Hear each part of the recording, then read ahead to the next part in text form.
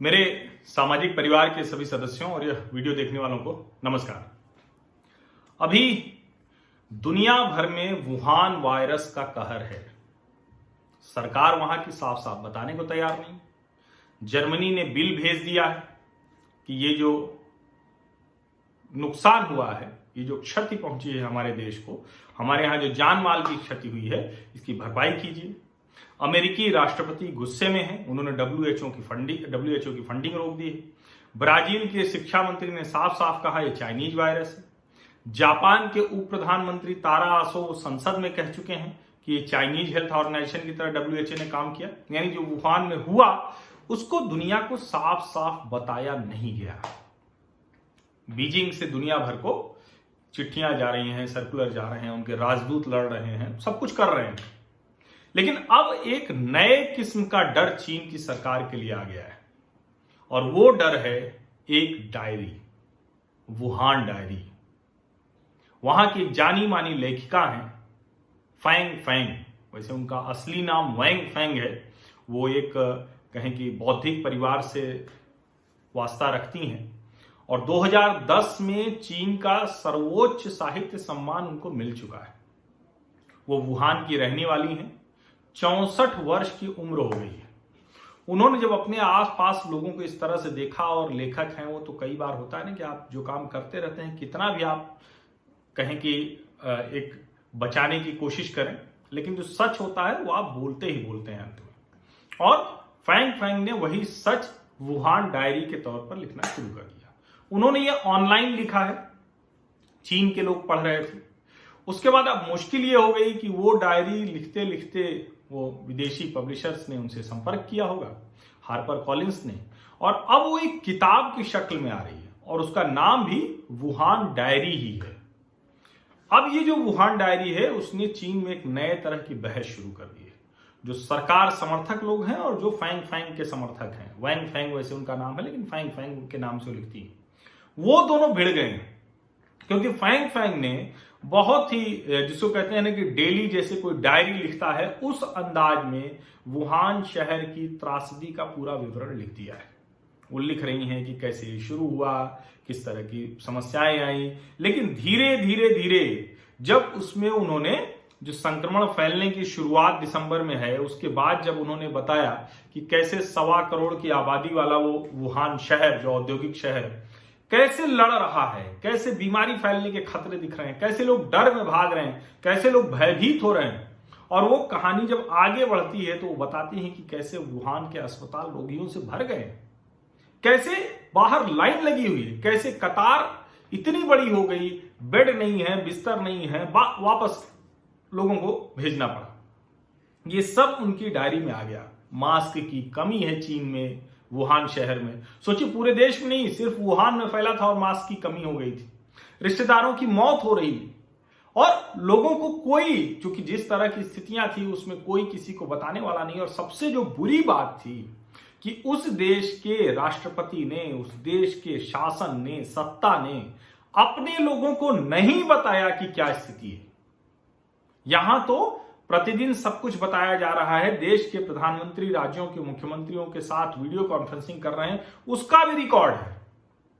प्रतिदिन गृह मंत्रालय और स्वास्थ्य मंत्रालय आपको अपडेट दे रहा है। कैबिनेट की ब्रीफिंग हो रही है, रिलीज जारी हो रही है, राज्य सरकारों में मुख्यमंत्री अलग अलग अपना काम कर रहे हैं, लेकिन वहां किसी को कुछ पता नहीं। और फैंग फैंग लिखती हैं कि एक डॉक्टर मित्र ने मुझे बताया कि यहां स्थिति बहुत खराब हो गई है। अब ह्यूमन टू ह्यूमन, यानी मनुष्य से मनुष्य के बीच में, यानी एक आदमी से दूसरे को संक्रमण होने लगा। हमने अपने सीनियर्स को इसे बताया, लेकिन कोई भी इसको जनता को नहीं बता रहा है। और ये वो अपनी डायरी में लिखती हैं, और जब वो लिखती हैं तो जो सरकार के समर्थक हैं वो उन पर टूट पड़ते हैं। क्योंकि वहां ट्विटर नहीं है, वहां वीबो प्लेटफॉर्म चलता है, सोशल मीडिया के लिए वीबो इस्तेमाल किया जाता है। और उसी पर लगातार वीबो में सरकार समर्थक और फैंग फैंग के समर्थक, इनके बीच में युद्ध चल रहा है और दोनों एक दूसरे पर आरोप लगा रहे हैं। अब चूंकि ये डायरी ऑनलाइन थी, अब उसके अलग अलग हिस्से दुनिया भर में पढ़े जा रहे हैं, कई कई भाषाओं में अनुवाद हो रहा है, और अब हार्पर कॉलिंस इसी जून में इस पर किताब लेके आने वाला है। और किताब लेकर जब आएगा तो फिर निश्चित तौर पर एक बार फिर से हंगामा मचेगा। लेकिन अभी तो हंगामा मच गया है। वीवो पर एक सरकार समर्थक ने लिखा, bravo Fang Fang, you are giving western countries ammunition to target China. ये और फिर इसके बाद ढेर सारी चीजें हैं, धमकियां मिल रही हैं, पता ऑनलाइन कर दिया गया है। और जो वुहान डायरी नाम से जो किताब वो छप रही है, उस पर फैंग के ऊपर अब आरोप लग रहा है कि देश की संवेदनशील जानकारियां वो बेच दिया। हार्पर कॉलिंस अपनी वेबसाइट पर लिख रहा है इस पुस्तक के बारे में कि फैंग फैंग ने साहसपूर्वक सामाजिक अन्याय, भ्रष्टाचार और राजनीतिक समस्याओं के बारे में लिखा है, जिससे इस महामारी को रोकने में बाधा आई। समय पर नहीं रोका जा सका। अगर रोक लिया गया होता तो शायद आज जो विश्व इस वुहान वायरस की महामारी से जूझ रहा है वो नहीं जूझ रहा होता। विश्व पर इतने अनिश्चितता के बादल कभी नहीं छाए। ग्रेट डिप्रेशन हो या 2008 की मंदी हो, सब में सबको पता था कि क्या हो रहा है। आर्थिक संकट है, जीवन को इतना बड़ा मानवता को संकट कभी नहीं हुआ। लेकिन अब वहां की जो सरकारी अखबार है, वहां तो सारे ही सरकारी हैं। वहां जो भी अखबार है, ऐसा ही एक टेबलॉइड है ग्लोबल टाइम्स, उसके प्रधान संपादक हु शिजिन वो लिख रहे हैं कि फैंग की डायरी जो छप रही है वो विदेशी प्रकाशन से छपवाना गलत है, और खासकर उस समय में जब बीजिंग की वॉशिंगटन के साथ लड़ाई चल रही हो, यानी जो अभी आरोप प्रत्यारोप लग रहे हैं।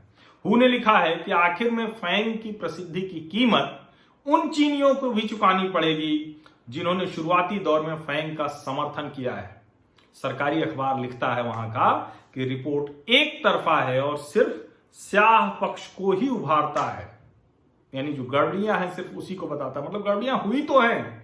अगर मास्क नहीं मिल रहा है सिर्फ वुहान में, लोग बड़े हमारे भारत के भी रवीश कुमार जैसे, क्या कहूं, ये कहां से इनको पैसे मिलते हैं, कहां किस तरह की चीज है जो इनको दबाव में रखे हुए है, या नौकरी ही इतना दबाव में रखे, क्योंकि ये आदमी कभी नौकरी छोड़ने का साहस भी नहीं कर सका और एक ही नौकरी में सारा जीवन इसीलिए बीत गया क्योंकि शायद और कहीं वो करने की स्थिति नहीं होगी, और कहीं वो शायद वो नई इजाजत मिलेगी इस तरह से करने की, इस तरह का एजेंडा चलाने की, कि वो अभी भी चीन के पक्ष में खड़े हैं।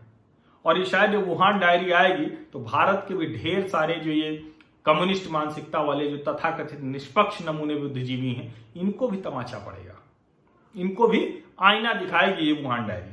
फैंग ने उसमें लिखा है कि डायरी क्यों नहीं छापनी चाहिए, कि लोग इसका गलत इस्तेमाल कर सकते हैं, इसके आंकड़ों का, इसके तथ्यों का।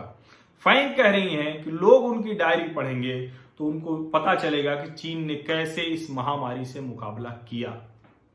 और वो आगे कहती हैं कि इसकी जो भी रॉयल्टी आएगी वो उन स्वास्थ्य कर्मियों के परिवार वालों को देंगी जिन्होंने फर्स्ट लाइन ऑफ डिफेंस के तौर पर, जो आगे की कतार में लड़ाई लड़ते हुए जिन्होंने अपनी जान गंवा दी। और अब फैंग के समर्थक भी वीवो पर खुलकर आ गए हैं और वो कह रहे हैं कि जो लिखना हो लिखो, जहां अनुवाद कराना हो कराओ, इसको छपाओ, प्रकाशित कराओ, हम तुम्हारे साथ। चीन के इतिहास में हाल के वर्षों में शी जिनपिंग के शासनकाल में ऐसा शायद कभी हुआ हो कि वीवो प्लेटफॉर्म पर इस तरह से और इतने संवेदनशील समय में, जब चीन की सरकार, चीन का एजेंडा, चीन की प्रोपेगेंडा मशीनरी, चीन समर्थित जो बुद्धिजीवी हैं दुनिया भर में, वो सब जब लगे हुए हैं, ऐसे समय में इतने संवेदनशील मसले पर एक डायरी किताब की शक्ल में छपकर आने वाली है।